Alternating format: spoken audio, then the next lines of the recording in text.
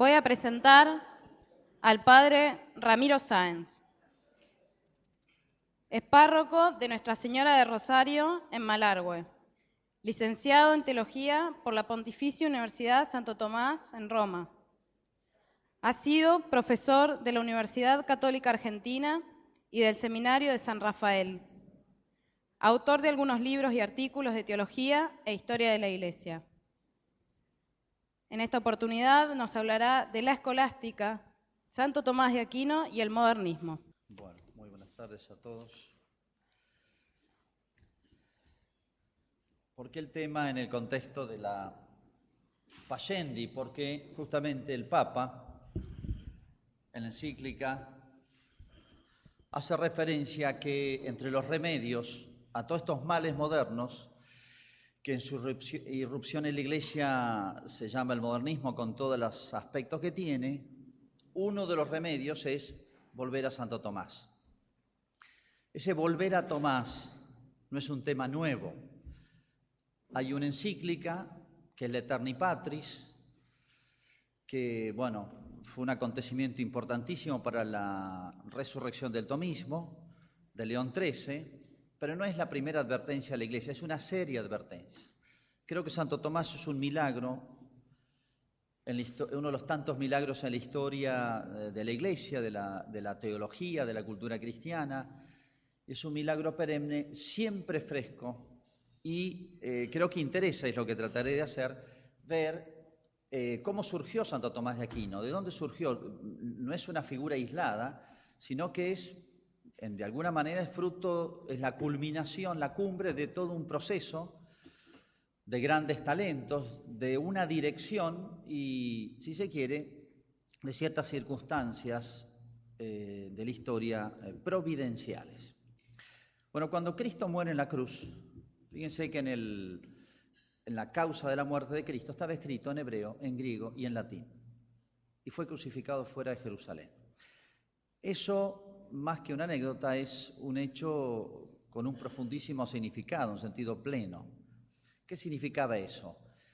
Que fíjense que el mundo judío, el pueblo que eligió Dios para manifestarse, encarnarse y revelarse, estaba en el contexto de una cultura muy concreta greco-latina. Roma, conocemos la historia, invade Grecia, todo lo que se llama la cultura griega, pero la cultura griega triunfa sobre Roma. En Roma se habló griego. Y cuando digo Grecia, digo no solamente la lengua, vehículo de una cultura, sino la sabiduría griega, que también tuvo sus cumbres, y vistos desde el punto de vista del verbo, que eligió un tiempo justo, como dice la carta a los Gálatas, llegada a la plenitud de los tiempos, esa palabrita, plenitudo temporis, tiene un significado muy profundo, y así hay que leer siempre la Escritura.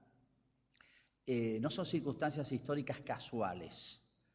Estas cumbres griegas que fueron Aristóteles, Platón, pero no solamente ellos, incluso todo el mundo romano, desde la sabiduría práctica, la prudencia política del romano, hasta la extensión geográfica, todo eso es preparación al Evangelio. ¿Visto el verbo? Y fíjense una cosa muy interesante. Cuando dice San Juan, dice que en el principio era el verbo, el logos, y el logos, el verbo, se hace carne. Lo que significó el cristianismo como novedad, si nos queremos ponernos un poquito fuera de él y ver y cotejarlo con otras religiones, no había aparecido ninguna religión que hiciera referencia, por así decir, a la inteligencia, a la cultura, pero mucho más que eso. Las religiones paganas eran simple colección de ritos hacia un Dios difuso, tal vez medio desconocido, más temido que amado, lleno de incertidumbres. Bueno, para el cristianismo todo era claro, por más que estaba el misterio, pero todo era claro. Pero además, el verbo daba en quien fueron hechas todas las cosas. En él estaba la vida. Y en esa vida fueron hechas todas las cosas. Entonces, se encarna el verbo, no solamente para dar inteligibilidad a todas las cosas, sino para restaurar todas las cosas. Por eso es el verbo, en quien fueron hechas, en él se restauran. Por eso, si en la antigüedad la religión iba por un lado y había multiplicidad de religiones, la cultura, que culminaba en el pensamiento griego, a veces tenían puntos de encuentro, pero normalmente marchaban separadas. En el cristianismo se unen más cosas. Por eso los filósofos honestos, bien dispuestos, sintonizaron con el cristianismo, y pienso en casos extraordinarios. Bueno, San Agustín, un hombre ansioso de sabiduría, Mario Victorino, contemporáneo, y el caso hermoso por la trayectoria de su vida, San Justino, laico, no es judío, hijo de un legionario romano, filósofo, que va probando todas las filosofías y dice, acá está la verdad. Va a Roma, instala una escuela, desafía, pero más que desafío era querer hacer su apostolado en el Senado romano y hablarle al emperador para darle Él se encontraba lleno de razones. El cristianismo se encontró lleno de razones que daban razón de todas las cosas. Esa era la actitud de un cristiano, y en esto era una gran novedad. Por eso, y ya mirando a la escolástica, podemos decir que desarrollar esta idea de que el cristianismo fue no solamente una serie de ritos por el cual se le rendía, se le debía a Dios, se le daba lo que se le debía, sino que era una cosmovisión, una conducta en la vida. Ahora, frente a un mundo pagano, piensen a Israel, en los apóstoles, en un mundo pagano gigantesco donde Cristo los envía a predicar, los envía con una misión aparentemente titánica, que obviamente los superaba. Fíjense lo que fue capaz de hacer el cristianismo en 1000 años, vamos a dar un salto, y tenemos esa maravilla que es la escolástica en el medioevo, y sobre todo Santo Tomás, pero no fue un camino fácil, y fue un camino difícil, pero el único capaz de asumir todo la riqueza del mundo antiguo fue el cristianismo. Digo esto, el único capaz. San Agustín toma un hecho histórico que fue la huida cuando Moisés se escapa con los judíos de Egipto. ¿Recuerdan ustedes un episodio aparentemente sin importancia, pero casi anecdótico? Pero San Agustín le da una significación. Los judíos le pidieron a sus amigos, porque tenían amistades egipcias, los tesoros de Egipto, joyas y bueno. Y después se van, y después no vuelven, se llevan los tesoros de Egipto. De ahí sacaron esa mala costumbre que a veces tienen hoy. Bueno, pero tiene un significado más allá de la justificación moral del hecho, oculta compensación, no sé qué. Bueno, pero el tema dice que el cristianismo es así. Todas las verdades de todos los cultos de la antigüedad pagana, sea de quien fueren, pertenecen al verbo. Son como semina verbi. Todas las verdades pertenecen al verbo, y es así. Entonces, quien está en el verbo, con el verbo, le pertenece todo. Como dirá San Juan de la Cruz, después todo es mío. Fue un largo camino entonces, y se avanzó, se puede decir, con grandes dificultades. Pero logramos eso, se llamó la escolástica. ¿Qué fue la escolástica? Joseph Pieper hace un interesante estudio de esto, diciendo que la escolástica designa bien una época no tanto cronológica, porque aunque lo sea, pongámosle del siglo VI hasta el siglo XIII, que es su cumbre, sino una actitud del espíritu. De saber, escuela supone alguien que quiere aprender y alguien que enseña, supone las dos cosas, pero supone ante todo alguien que quiere aprender. Bueno, si se llegó a esa cumbre es porque hubieron grandes talentos que quisieron aprender, quisieron ser herederos de toda la antigüedad, recibirla, asimilarla, sintetizarla en una síntesis superior que solamente la podía hacer el cristianismo. ¿Por qué? Porque ¿qué significó la encarnación del verbo? ¿Y qué significa la fe? A veces tenemos nosotros una noción de fe un poquito modernista, digamos, pero esto es una deformación común, se da en todo, una especie de sentimiento religioso. Aunque no con la precisión de que la tenían los modernistas, pero un sentimiento a veces difuso. Por eso la gente fácilmente dice, yo tengo fe en, qué sé yo, desde el Gauchito Gila, yo tengo fe en Dios, o toda la fe, cualquier religión existe la fe y nos conduce a Dios, etc. Pero la fe es cosa seria.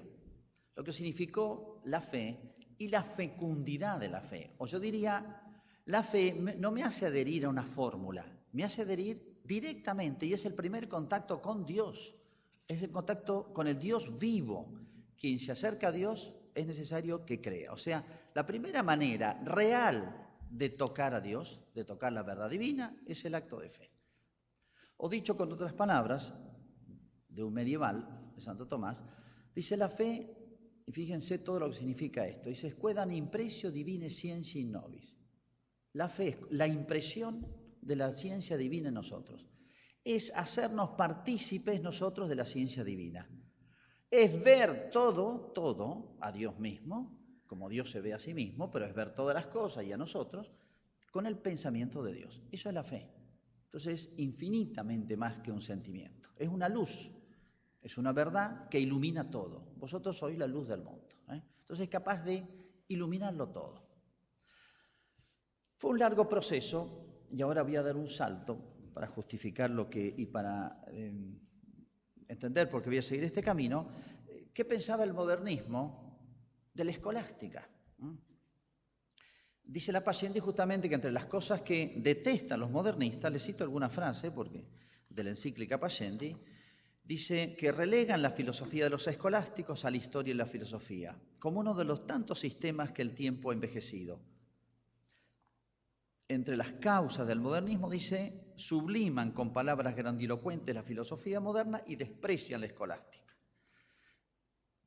De manera más completa, dice, 3 son principalmente las causas que tienen por contrarias a sus conatos: el método escolástico de filosofar, la autoridad y tradición de los padres y el magisterio. Nada más. Contra estos dirigen sus más violentos ataques, por eso ridiculizan generalmente y desprecian la filosofía y teología escolástica. Y no hay otro indicio más claro de que uno empiece a inclinarse a la doctrina del modernismo que el comenzar a aborrecer el método escolástico. Los remedios. En primer lugar, por lo que toca a los estudios, queremos y definidamente mandamos que la filosofía escolástica se ponga por fundamento de los estudios sagrados. Lo principal que hay que notar es que cuando prescribimos que se siga la filosofía escolástica, entendemos principalmente aquella que enseñó Santo Tomás de Aquino. Y a los maestros exhortamos a que tengan fijamente presente que el apartarse del doctor de Aquino, en especial en cuestiones metafísicas, nunca dejará de ser gran perjuicio. Poquitos años después, Pío XI dirá esto, en el 23. Los profesores de filosofía cuiden ante todo seguir la enseñanza de esta disciplina, no solamente en el método, sino también la doctrina y los principios de Santo Tomás. Método, doctrina y principios. Retomando las palabras del Papa León XIII, Pío X, etc. Tarea que han de Santo Tomás, ¿no? Tarea que han de cumplir tanto más empeñosamente cuanto que saben que ningún doctor de la Iglesia es tan temible a los modernistas y demás enemigos de la fe católica como el Aquinati.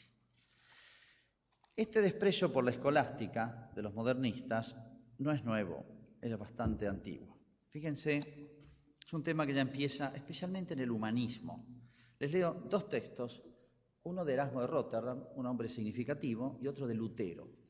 Erasmo, en estas refinadísimas sutilezas entran en juego los diversos escolásticos. Te resultará más fácil salir del laberinto que del embrollo mental de realistas, nominalistas, tomistas, albertistas y escotistas. Y en una carta a un amigo, Erasmo dice, ¿qué tiene que ver Cristo con Aristóteles o los misterios de la eterna sabiduría con la sutil sofistería? Lutero era muy mal hablado, tenía una fobia, él se formó, él no sé si llamarlo escolástica decadente, en toda la escuela nominalista, ya es decadencia de la escolástica. Aristóteles es un reducto impío de papistas, es para la teología lo que las tinieblas son para la luz. Su ética es la mayor enemiga de la gracia, un pillo digno de ser encerrado en un chiquero o en un establo de asnos. Un calumniador, desvergonzado, comediante, el más astuto corruptor de los espíritus. Si no hubiera existido en carne y hueso, no sentiría el menor escrúpulo en tenerlo por un verdadero demonio. Y de Santo Tomás dirá, nunca comprendió ni un capítulo del Evangelio ni de Aristóteles. Es imposible reformar la Iglesia si la teología y la filosofía escolástica no se arrancan de raíz junto con el derecho canónico. Lutero, siglo XVI. Bueno, todo esto es muy significativo, pero si damos un salto, ¿no? Interesante ver el concepto que había de la escolástica en siglos siguientes. Cuando se hace el elogio de Descartes, se dice esto, siglo XVII, 1600 y algo, ¿no? Desde el siglo de Aristóteles al de Descartes, advierto un vacío de 2000 años. En ese letargo general era necesario un hombre que volviese a levantar la especie humana y que adoptase nuevos recursos al entendimiento, un hombre que fuese lo bastante audaz para destruir y lo bastante genial para construir. Y en su tumba, en el epitafio en Saint-Germain-des-Prés, dice Reconditor Doctrine. Con él se empieza, se refunda la ciencia.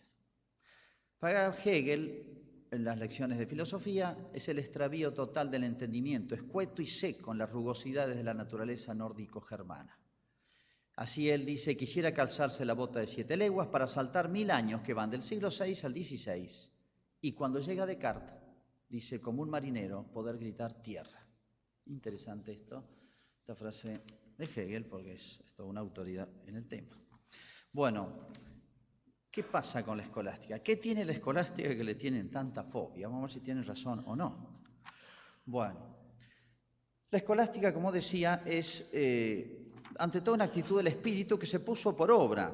Y yo creo que podríamos definirla a toda esta larga tarea cristiana, esencialmente cristiana, o podríamos definirla como programa de vida, programa cultural, en estas palabras de San Pablo, que Santo Tomás la cita muchas veces, expresamente refiriéndose al tema que nos interesa especialmente. Habla San Pablo en la carta a los Corintios, dice que deshaciendo toda altanería que se alce contra la ciencia de Dios. Deshaciendo toda altanería, una especie de efecto negativo que puede tener la ciencia divina, la fe, la revelación cristiana. Y reduciendo a cautividad todo pensamiento en honor de Cristo. Ahí está como expresado, yo diría, casi todo el programa de lo que podría ser la escolástica. Porque fíjense, yo decía que la fe, o la revelación cristiana, es la irrupción de la sabiduría divina en los hombres, nada más y nada menos que eso. Claro, cuando uno lee las páginas del Evangelio una primera mirada, como le pasó a San Agustín, el genio de San Agustín fue catecúmeno, se iba a bautizar, y leyó el Evangelio y lo decepcionó frente a la sabiduría de Cicerón. Estaba fascinado con los latinos. Bueno, hace su largo itinerario de 15 años, están las oraciones de su madre, y esta alma que busca, y al final descubre que las Escrituras tienen una sabiduría tan grande y expresada tan simplemente que no la entienden sino los humildes. Dice, y hace esta comparación, dice, yo entraba con la cabeza erguida a las Escrituras, y tiene una puerta baja, y por eso me golpeé en la cabeza, y no podía entrar, hasta que me agaché, me humillé, y pude entrar y descubrí que acá había una sabiduría y tesoros, como decía San Pablo, en él están escondidos todos los tesoros de la sabiduría y de la ciencia. Cuando estas palabras, en él están todos los tesoros en Cristo de la sabiduría y de la ciencia, frente a los cultos paganos que no ofrecían nada en este sentido,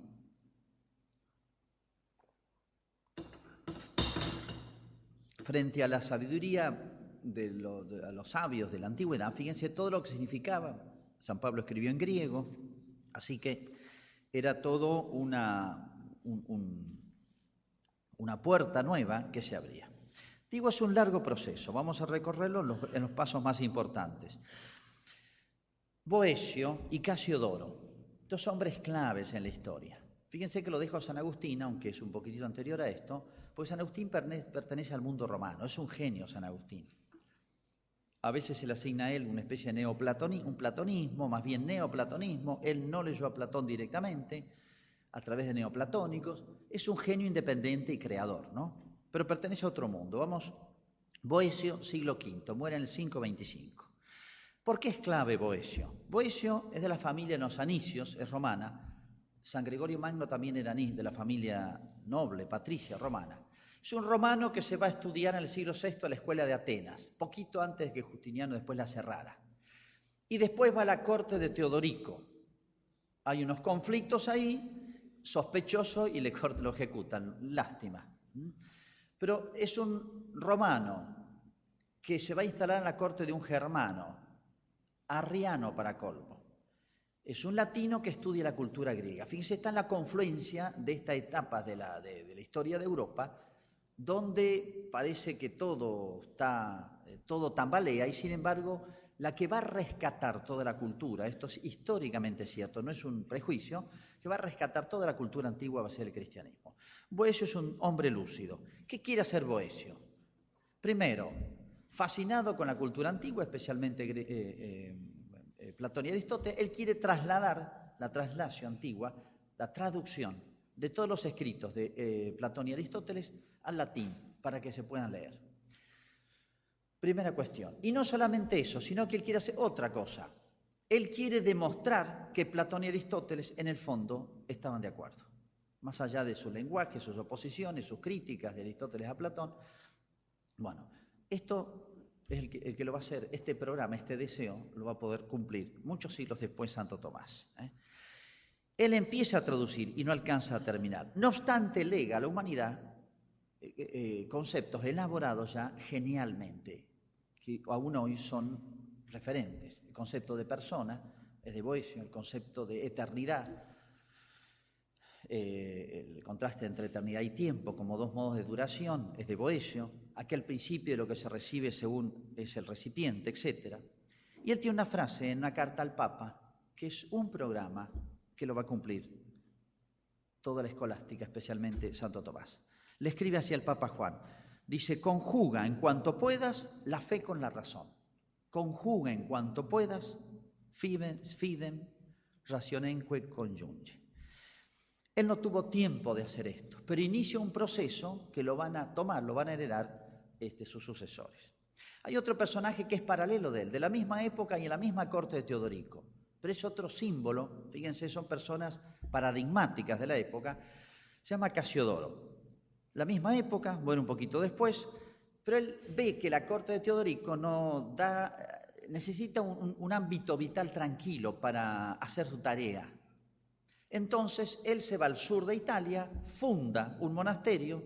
Recuerden que en esta época San Benito ha fundado Monte Cassino, en estos mismos años, que es toda una larga serie de fundaciones que van a fundar Europa, si se quiere, ¿no? Pero él funda un monasterio. ¿Por qué funda un monasterio?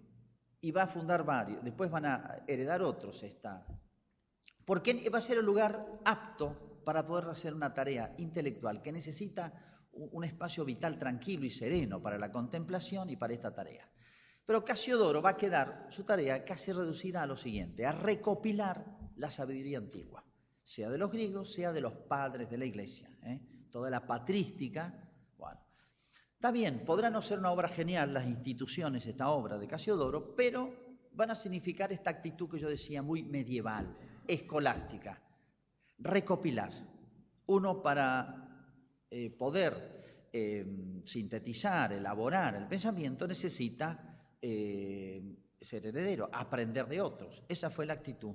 Y entonces está expresado en estas colecciones de sentencias que van a haber otras y van a llegar mucho más adelante.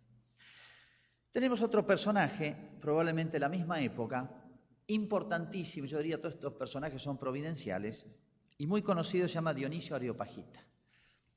La historia lo confundió al principio y por eso tuvo una autoridad, pero no solamente por eso, una autoridad muy grande, con el famoso converso de San Pablo. Cuando San Pablo predica en Grecia, dice que se convierte un grupito, entre ellos Dionisio Areopagita. Este hombre, ya hay toda una crítica sobre si realmente es de esa época o no, bueno, probablemente sea del siglo VI, un hombre de cultura neoplatónica, pero Dionisio va a significar algo importantísimo para esta historia que estamos elaborando, y es lo siguiente. Dionisio Areopagita va a ser una especie de, no solamente tenía autoridad por la presunto origen paulino, inspirado, etcétera, bueno, sino también por sus mismos escritos, el valor de sus escritos, sobre los nombres divinos, de la jerarquía celeste, la angelología casi todo depende de él, de la mística teología. Hay conceptos, por ejemplo, las grandes tres etapas de la vida espiritual, que después va a pasar a todos los grandes autores místicos, pienso en San Juan de la Cruz, por ejemplo, es todo de Dionisio, y en ese tema es una autoridad.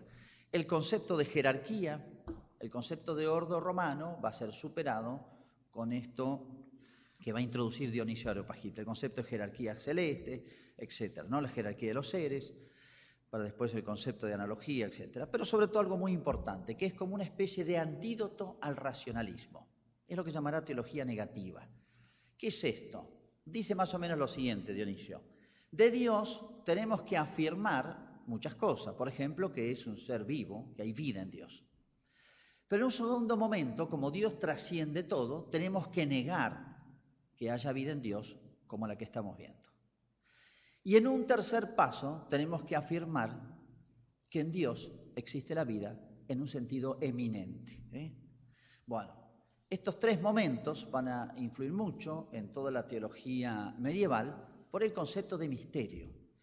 El ser más esplendoroso que es Dios, no por falta de luz, sino por exceso de luz, ciega, como dirá Aristóteles, ¿no? No es que falta el sol, nos falta luz al sol, por lo cual no lo podemos ver de frente, sino por un exceso de luz. Esto va a ser un antídoto al racionalismo, de que el hombre, con un buen instrumento racional, una buena lógica, puede llegar a comprenderlo todo. Lo llama teología negativa, va a influir mucho en Santo Tomás, lo va a citar muchísimo, va a comentar sus obras, va a ser comentado desde Máximo el Confesor muchísimo las obras de este hombre y va a influir mucho en el medioevo.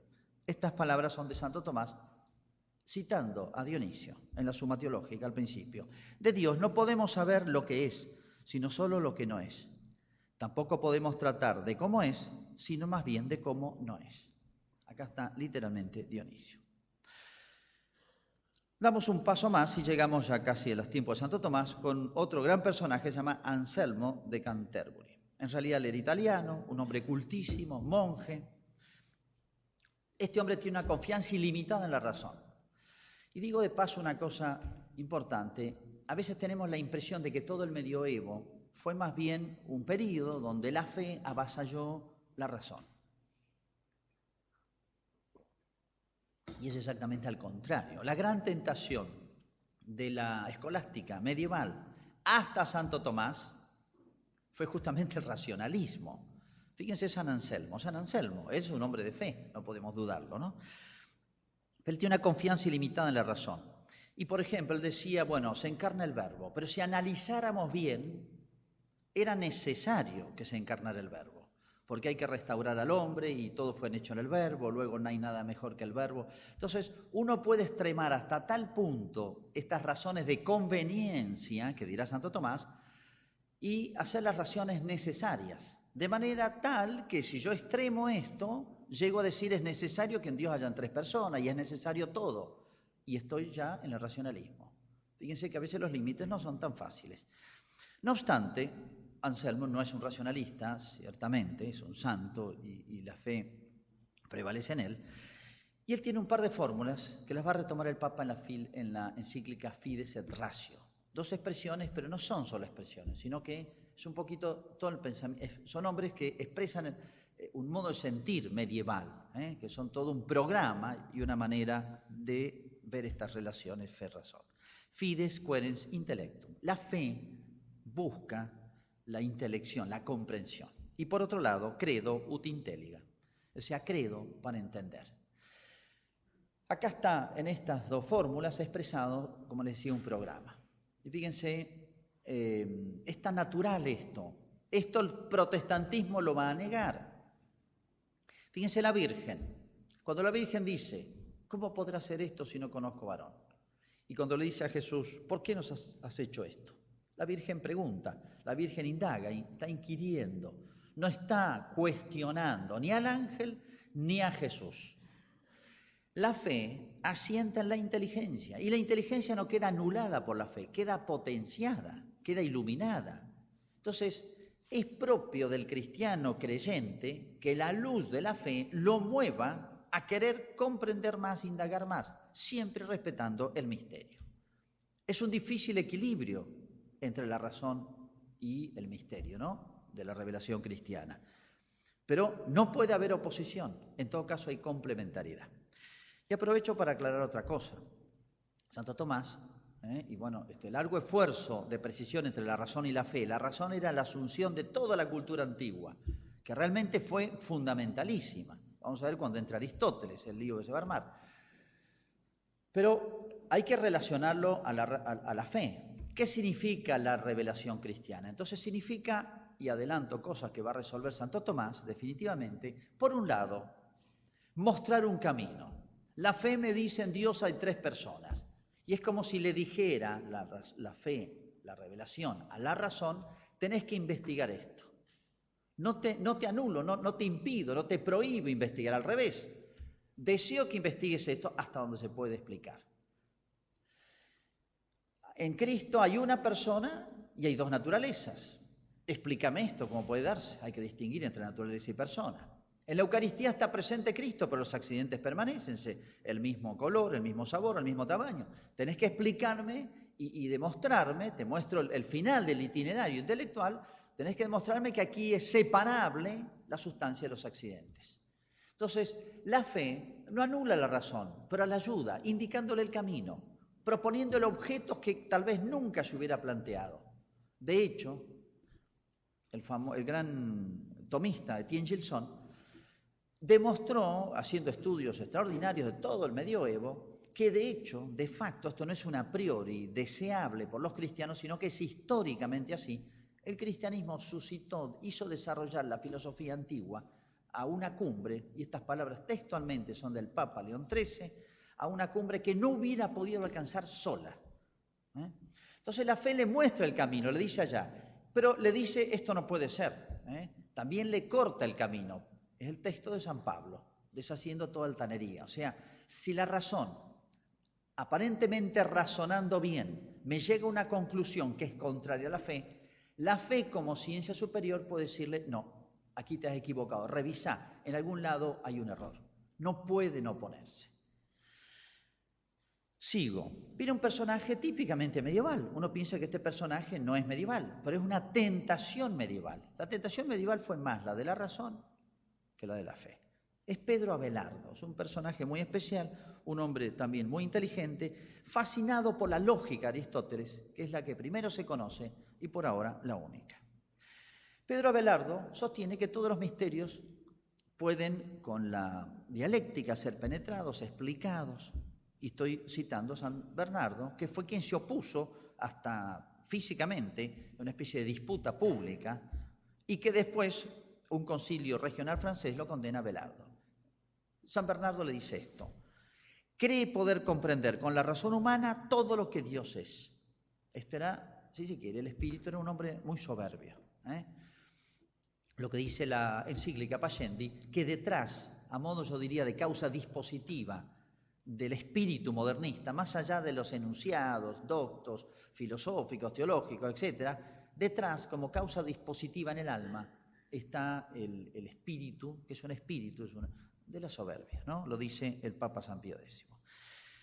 Y este otro le decía, al hacer tú a Platón cristiano, porque él sostenía que en las obras de Platón estaba expresada la Trinidad, al hacer a Platón cristiano demuestra solamente que tú mismo eres pagano. San Bernardo fue duro con él y realmente la tentación medieval expresada en Abelardo, pero no era solamente Abelardo, la tentación medieval del racionalismo, que era atroz porque anula la superioridad de la fe, porque la revelación cristiana tiene por autoridad al que revela, que es Cristo, que tiene más valor que todos los hallazgos de la inteligencia, que de todas maneras es frágil. Bueno. Muere reconciliado con la Iglesia. No obstante, en la tumba de Abelardo, el santo varón de Cluny, el superior de Cluny, pone en la lápida pone estas palabras: Sócrates de las Galias, gran Platón de las Hespérides, nuestro Aristóteles. Así lo llama. Pero, bueno, está bien, le perdonamos a Abelardo porque murió bien. Pero gracias a San Bernardo y esta postura de San Bernardo, que no quería, veía el peligro del racionalismo, frenó esto con su extraordinaria capacidad. San Bernardo es un hombre polifacético, yo creo que es el hombre patrono nuestro acá. Yo no sé si ha habido otro santo en la historia de la Iglesia más completo, en tantas facetas que haya podido cultivar como San Bernardo. Es fundador, es teólogo, árbitro entre los reyes, cada vez que se peleaban lo llamaban a él, hubieron 2 papas, lo llaman a él a dirimir la cuestión, predica la cruzada, monje, místico, contemplativo, verdadero. Uno dice, ¿cómo ha hecho tantas cosas distintas? Es un hombre típicamente medieval, ¿no? Bueno, San Bernardo ve el peligro al racionalismo y si en él hay algo es un poquito la reacción a esto. Frases como esta: ¿qué es para mí la filosofía? Mis maestros son los apóstoles. No está negando la razón, que él la usó más que suficientemente, sino está haciendo ver la superioridad de la razón y el peligro del racionalismo medieval, ¿no? No obstante, él tiene una expresión también muy lindo que lo define a su persona y a su ideal de monje, y es anima querens verbum. Comentando el Cantar de los Cantares, tendrá esta expresión muy de San Bernardo. El alma busca el verbo que es la vida y es la verdad. Y eso fue un poco la búsqueda y el sentido que tenían sus fundaciones. Él funda, dice Gilson, una obra muy linda que tiene síntesis de San Bernardo, él funda lo que podríamos llamar la teología monástica medieval, como nadie. Y llegamos ya prácticamente a los tiempos casi de Santo Tomás, con 2 personajes ya que son como la aurora de esta cumbre, que son la Escuela de San Víctor, con Hugo San Víctor y Pedro Lombardo. Hugo San Víctor va a escribir la primera suma, estamos en el año 1100, va a escribir la primera suma. Es toda una expresión de la época. ¿Qué significa una suma? Uno conoce la suma de Santo Tomás, pero hay muchísimas sumas.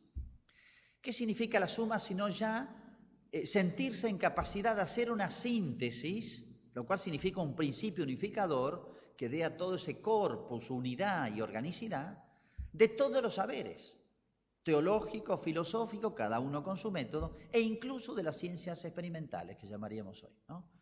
No obstante, la suma de Hugo San Víctor, precaria si se quiere, todavía no tuvo éxito. Va a haber que esperar a Santo Tomás. El otro personaje paralelo es Pedro Lombardo. Pedro Lombardo escribe las famosas sentencias, que a través de la historia tuvieron unos 250 comentaristas. Lombardo, del año 1100, se convierte el escrito de las sentencias, colección de sentencias estructuradas por temas. Él estructura los temas y trae de la antigüedad, de los padres de la Iglesia, todas las sentencias. Es muy importante estos 2 personajes paralelos porque ya es la aurora del medioevo. ¿Qué significan las sentencias? Este libro que fue manual hasta el siglo XVI. Recién en el siglo XVI, y creo, si mal no recuerdo, fue obra de Francisco de Vitoria, en Salamanca se pone como texto la suma, por primera vez. Hasta entonces se ponían las sentencias y cada maestro las comentaba. Esa era la tarea. Las sentencias de Pedro Lombardo, entonces, significan esa actitud de Casiodoro. Casiodoro hizo una especie de colección de sentencias. Va a tener más éxito, va a ser una cosa más lograda los Lombardo. Pero significa esta actitud medieval de aprender, de recopilar, de no perder nada. Esta actitud, llamémosle, tradicional, de tradición viva.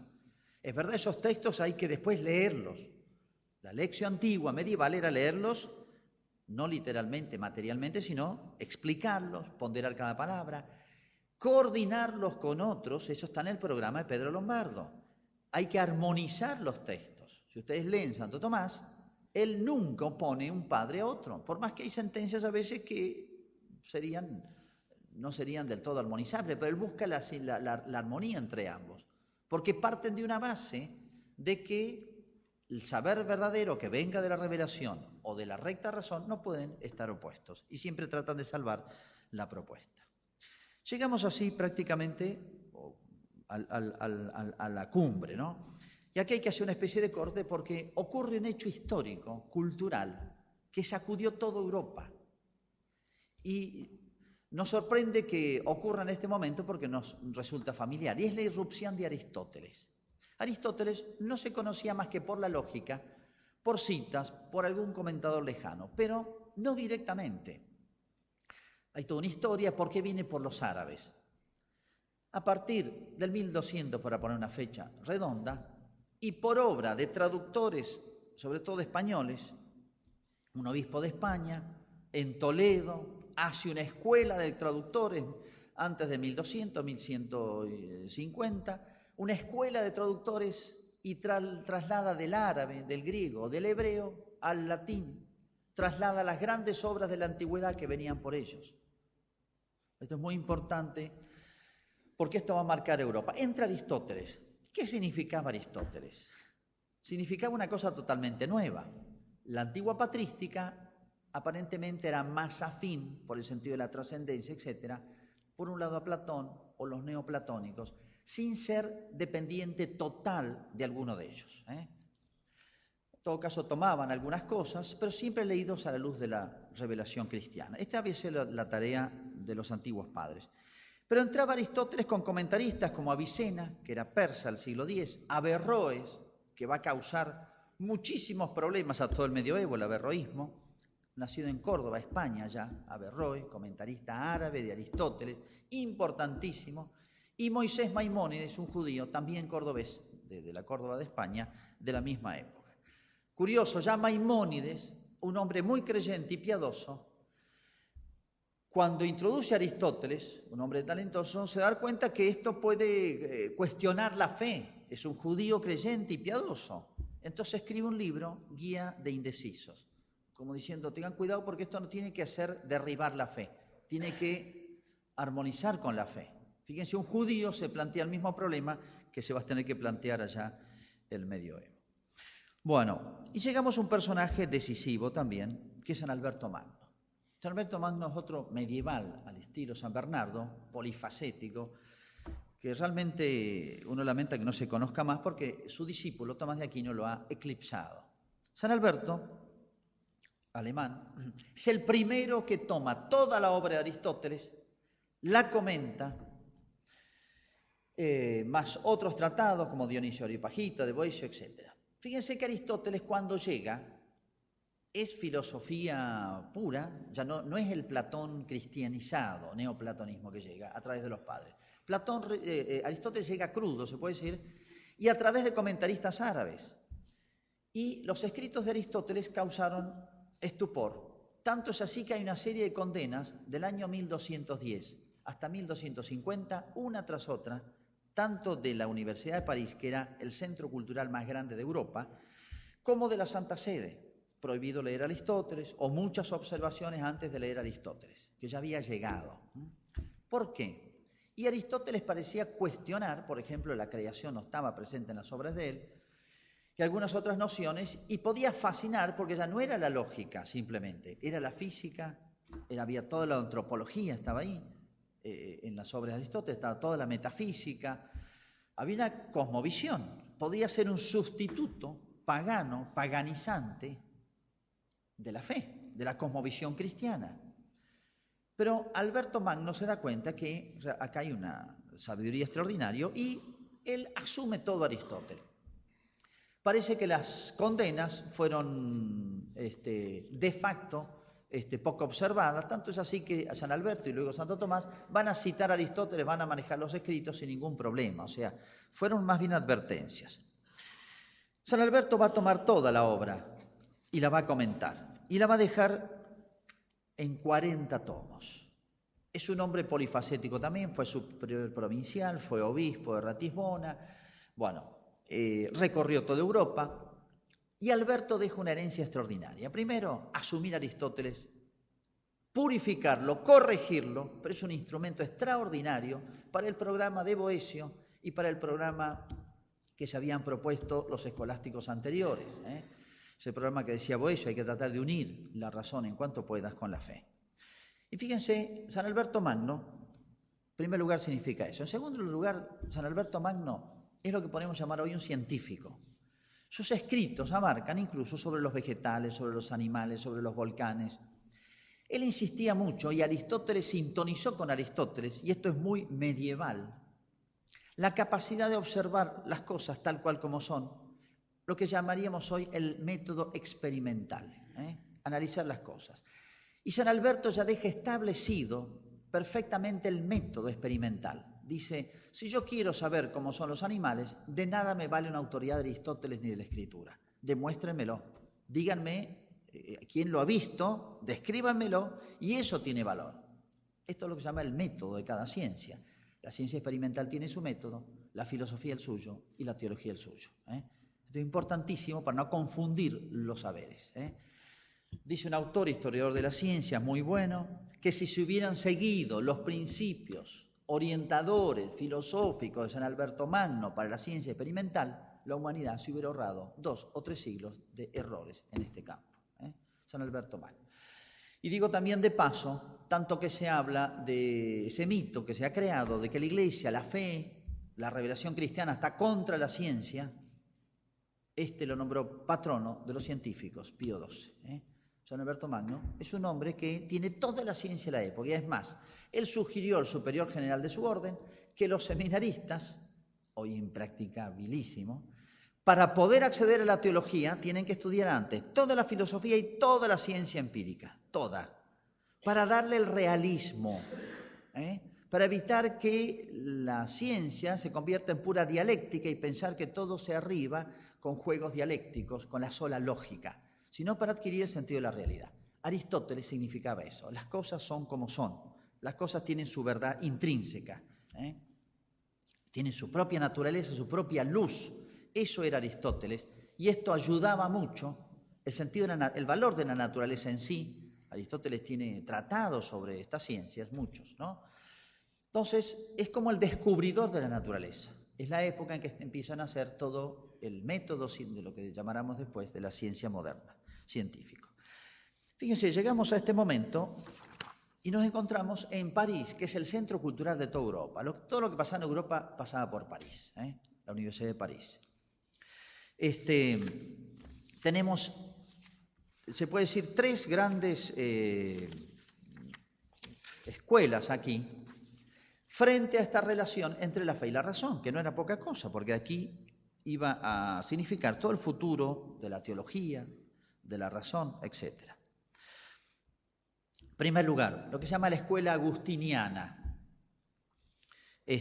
basado en San Agustín, más afín a la filosofía platónica o neoplatónica especialmente.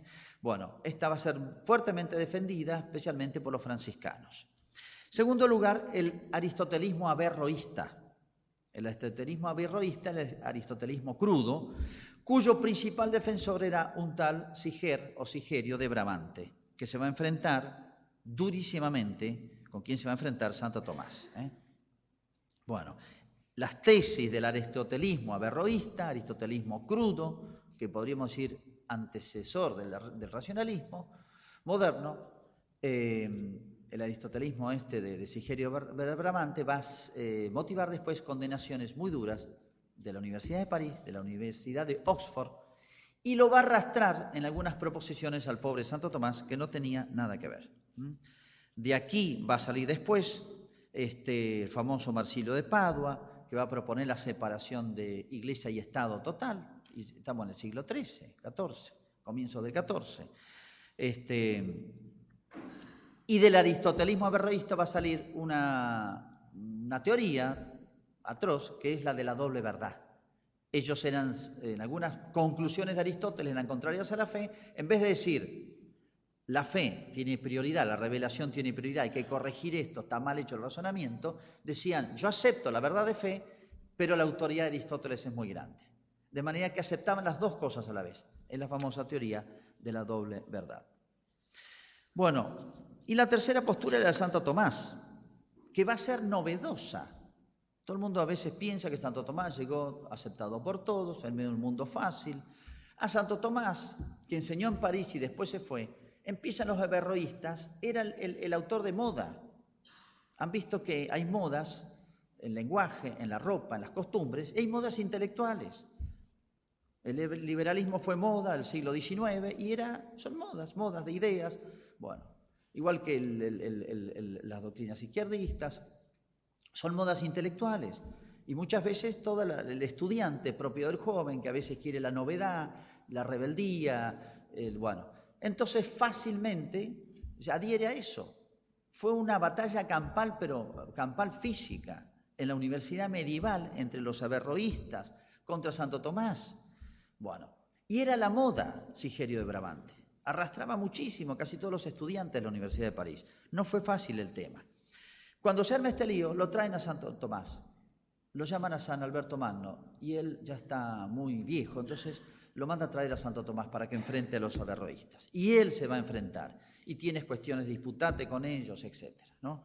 Bueno, fue un peligro muy grande porque de ahí surgió después el racionalismo. Así como de la actitud, no de San Agustín, sino del agustinismo como reacción, va a salir Lutero, que no quiere saber nada con la razón, la sola fe sin razón, y va a decir, la razón es la prostituta de la fe. Y va a tener esas expresiones que he leído de Lutero.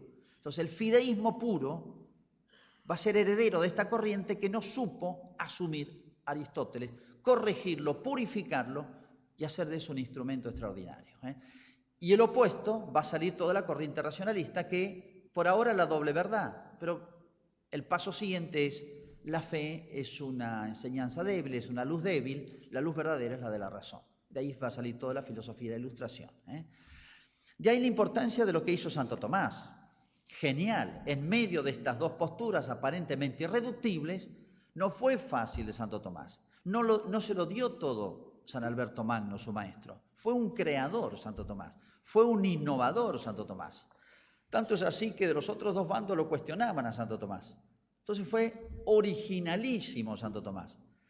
Y la originalidad de Santo Tomás, que era un joven, tenía 30 y pico de años y San Alberto lo trae a él para resolver estas disputas que parecían partir en dos la cristiandad. Esto es la inteligencia de la cristiandad, era París, el centro cultural decisivo. Y lo traen a este joven para dirimir las disputas. Gracias a Dios lo pusieron a prueba y hay suficientes escritos de Santo Tomás esclareciéndonos todos estos puntos. ¿Qué hizo Santo Tomás?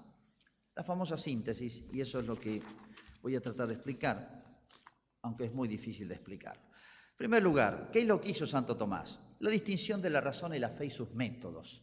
Uno dice, es muy sencillo esto.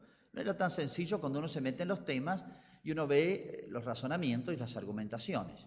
La fe es un saber verdadero. Santo Tomás supo asumir toda la tradición antigua y él en varios lugares repite esta afirmación. No me interesa quién dice algo, sino me interesa lo que dice. Es una actitud honesta, científica.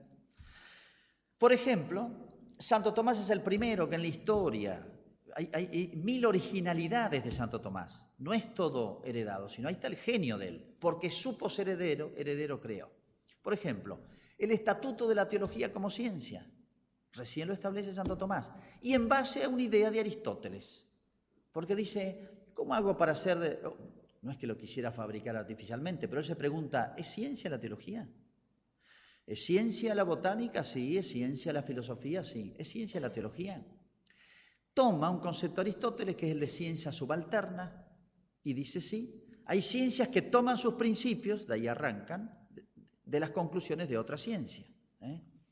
Entonces puede tomar de las matemáticas, la biología, una conclusión.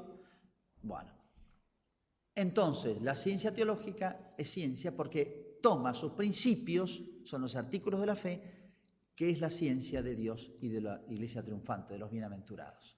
Y le da el estatuto, pero esto no es una argucia para dar un estatuto artificial, conseguir ilegítimamente un estatus que no le corresponde, sino es cierto, la firmeza de los principios de la fe es mucho más grande que la firmeza de los principios de las otras ciencias que están basadas o en la observación o en algún principio de razón que pueda haber.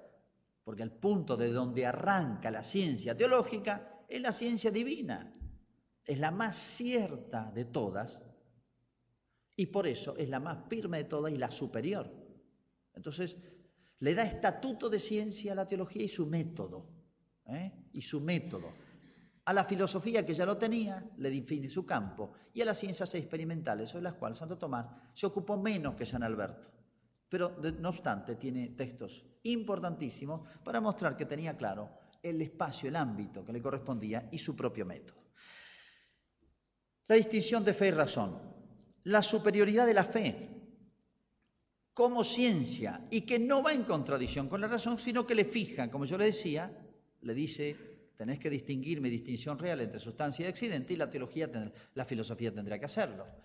Le fija y le corrige. Entonces le da un control extrínseco, de manera que la filosofía sigue siendo filosófica, valga la redundancia, pero la ayuda y es la colaboración fecunda.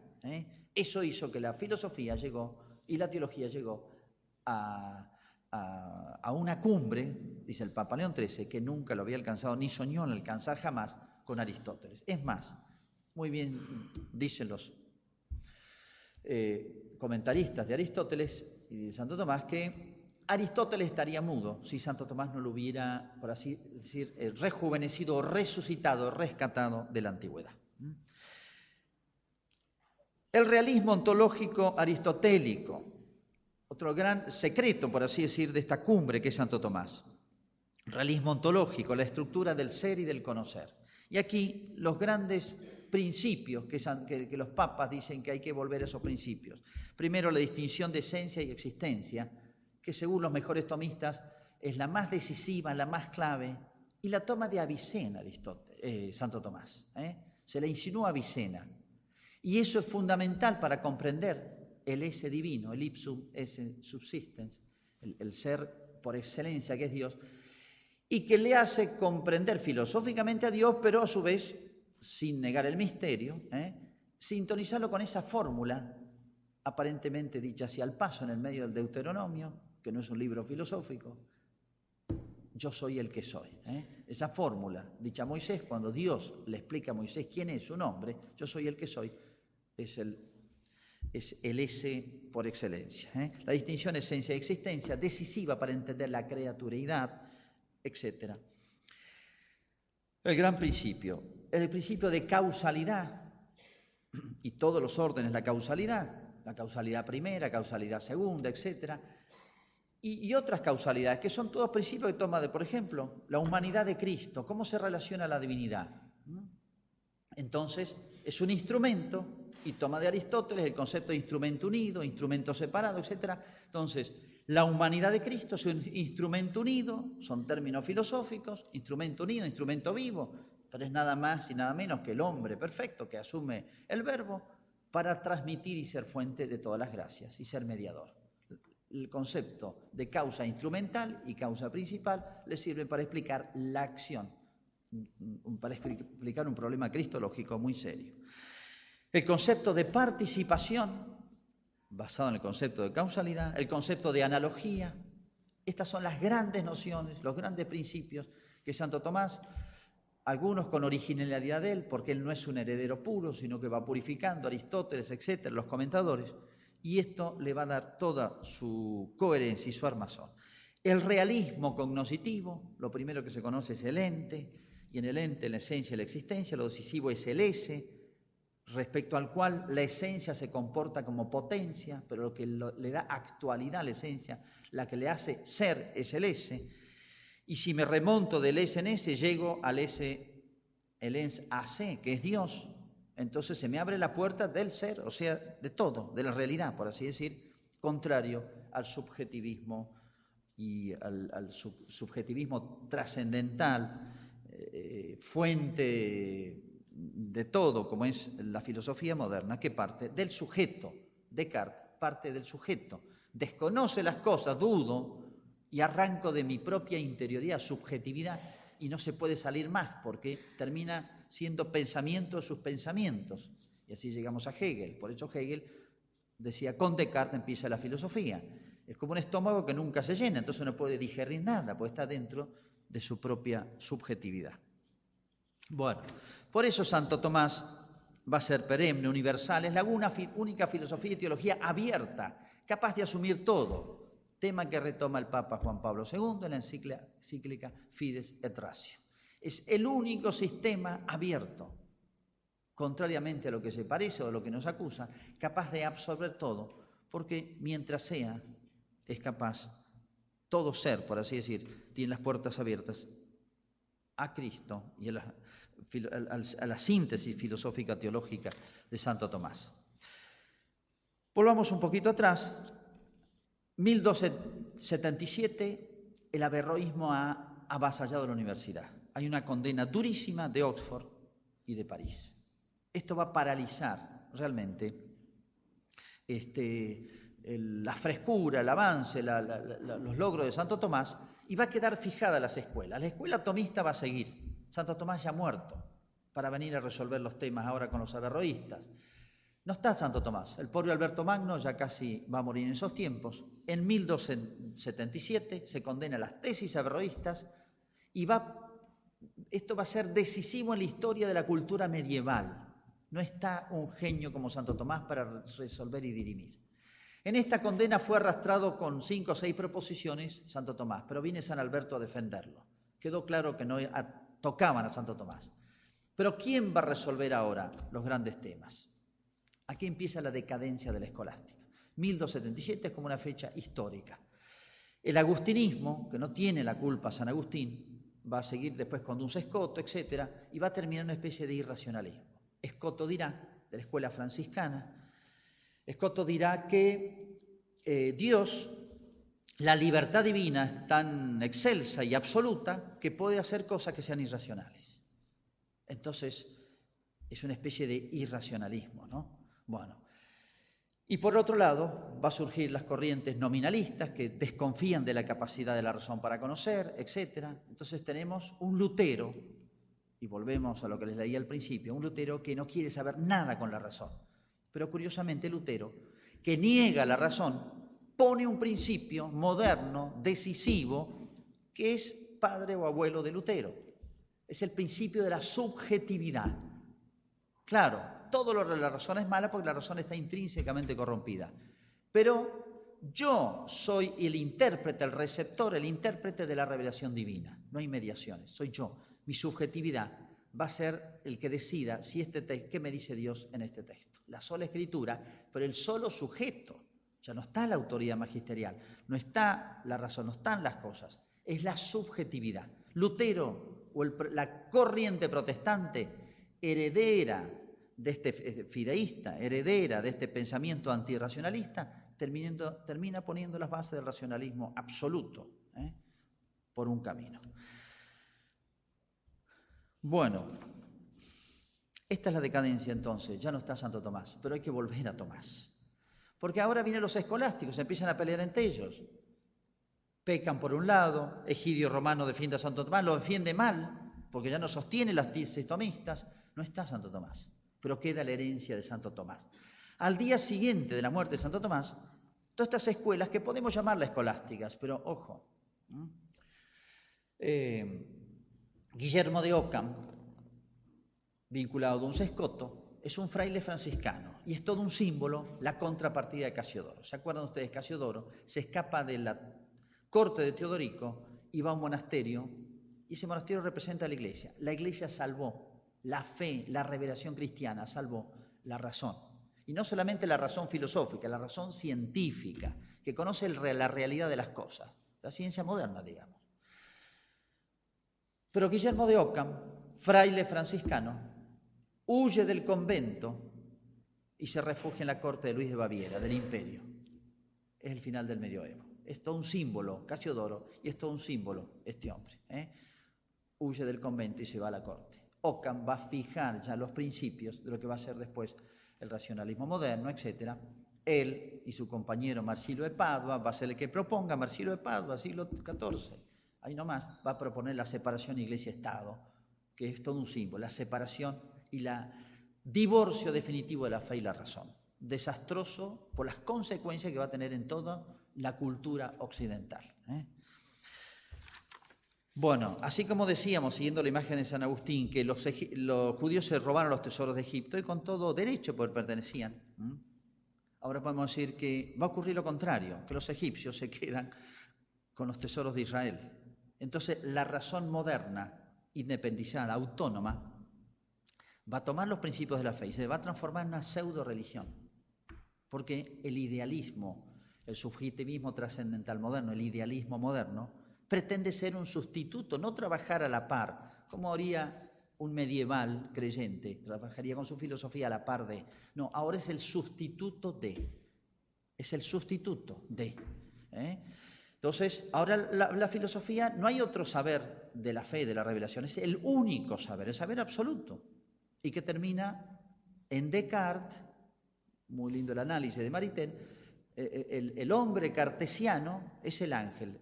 Toda la teoría del conocimiento que aplica al hombre, Descartes, es la del ángel. Y en Hegel es la de Dios. El pensamiento de Dios es creador. Lo que Dios piensa es, porque el pensamiento de Dios es causa de las cosas. Nosotros pensamos las cosas porque son. Y en cambio para Dios son las cosas porque Él las piensa. Esa es la filosofía moderna. Entonces, el post-Santo Tomás es decadente, luchas de escuelas, se va a desgastar, se pierde el contacto con las fuentes, se multiplica en cuestiones inútiles, sutilezas lógicas, falta en sentido histórico, crítico de la realidad, etc. Se rompe la afinidad y la colaboración mutua de la fe y la razón. Bueno, los papas, no me detengo en esto, pero ahí pueden leer cantidad de documentos, hasta las Fides de Ratio, y muchos discursos de Juan Pablo, pero les recomiendo mucho el Eterni Patris y la Studiorum Duce, sobre Santo Tomás. Realmente, en tiempos de crisis, que ya vienen desde hace bastante, id a Tomás. Pero a Santo Tomás, como decía Cornelio Fabro, Santo Tomás esencial. Ojo a veces con muchos comentaristas o aparentes tomistas, como uno piensa en Suárez, que han hecho daño en muchas cosas, u otros, escolástica decadente, como se llama, y el Eterni Patris aclara respecto a esa escolástica decadente que no es Santo Tomás. Santo Tomás es una cumbre, ojalá que pudiera aparecer otro Tomás capaz de, pero si no hay que ir a leer a Tomás, y textualmente a Tomás, y hacer el exégesis de Santo Tomás. Ese es el Tomás esencial. Yo creo que en estas cosas, y esto les es un llamado a ustedes para una acotación, si se quiere, más práctica, ¿qué es lo que hizo esta maravilla de la escolástica? ¿Qué es lo que hizo posible eso, no? 3 cosas, dice Joseph Pieper, ocurrieron estos 1000 años para lograr la escolástica, y de alguna manera nosotros tenemos que hacer oasis, por así decir, con esa actitud del espíritu de la escolástica. En primer lugar, se sintieron herederos. Miraron al pasado y sobre todo hacia arriba a la fe, ¿no? Pero miraron al pasado y todo lo grande que había habido. Nosotros, a 2000 años o 1500 años de esta actitud, tenemos un capital y un tesoro extraordinario, no solamente en documentos de la Iglesia, sino en grandes autores. Qué importante es que nos conectemos. Sentirse heredero es una actitud del espíritu. Es curioso, pero no es una curiosidad anecdótica de la vida de estos hombres, que Descartes dice la filosofía empieza conmigo. Kant dice que va a ser la revolución copernicana, con él empieza la filosofía.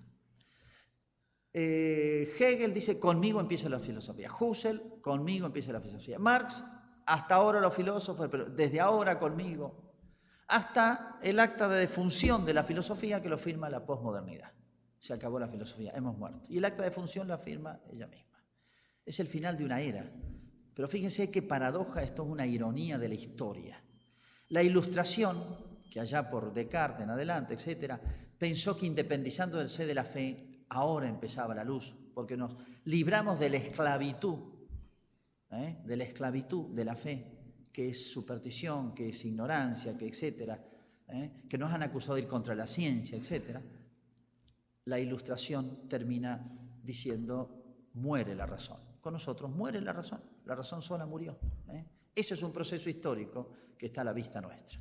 ¿Y la Fides Ratio qué es? Sale la Iglesia, a quien descartaron los ilustrados por decir, queremos liberarnos como el hijo pródigo, para ser plenos, vivir plenamente nuestra vida, sale la fe como Cristo a levantar este muerto que va camino al sepulcro, a resucitar de nuevo la razón. La Fides Ratio es, la fe es capaz de plenificar la razón. Sentirse herederos. Segundo, la Iglesia es el ámbito vital. En el monasterio de Casiodoro es la Iglesia. Y la Iglesia es donde nosotros valoramos la fe. Y para nosotros la fe es luz, es guía. Entonces, es una norma, no paraliza la inteligencia y la voluntad del hombre, sino que la potencia. Es la única capaz de ser luz. Entonces, lo que significa para nosotros, creyentes, filosofar o investigar en cualquier campo. La cosmovisión que tiene un cristiano, solamente por saber el credo, creo en Dios Padre desde el principio, hasta el fin del mundo, y de nuevo a venir con gloria, hasta el fin del mundo. O sea, el credo es una cosmovisión que un niño tiene y la asimila y lo tiene hecho hábito, hecho cultura, hecho carne, sin darse cuenta. Es una riqueza que no nos damos cuenta que tenemos nosotros. Y en tercer lugar, la concordancia de fides et ratio. Tercer elemento que dice Joseph Pieper, que hizo posible este milagro de la escolástica. No ponerlo, sino que ayudarse y potenciarse mutuamente. Bueno, muchas gracias.